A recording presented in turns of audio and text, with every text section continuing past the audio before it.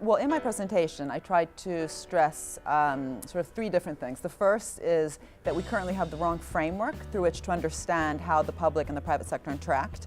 And this market failure framework, which still really guides lots of policymakers around the world, is a mistaken one, because if we want innovation-led growth, right, not any growth, but smart growth, we actually have to understand better how places like Silicon Valley achieve that growth, and that has been about sort of big mission-oriented investments across the entire innovation chain, from basic research to applied research and early-stage seed funding, and that requires the ability of government to actually dream and have visions for the future.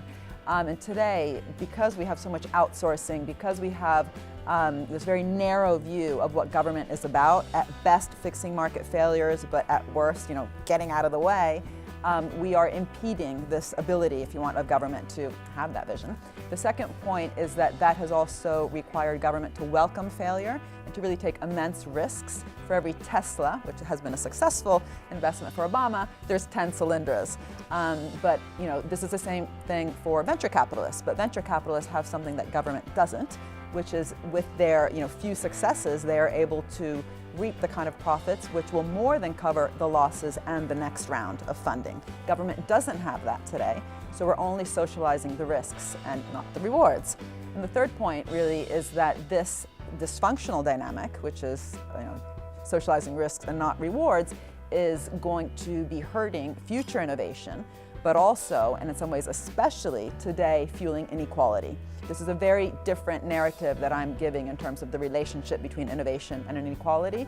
It's not just about skills, the skill bias of technological change. It's about value extraction. We are currently today rewarding value extractors above, if you want, value creators. And what's very interesting to me is that some of these value extraction practices have been actually justified in the name of certain agents being the innovators, the entrepreneurs, the wealth creators. Whereas actually they're just part of the innovation ecosystem. They are not the heroes, the most important figures, and this wrong narrative, I think, has justified them reaping too much compared to what they've actually put in.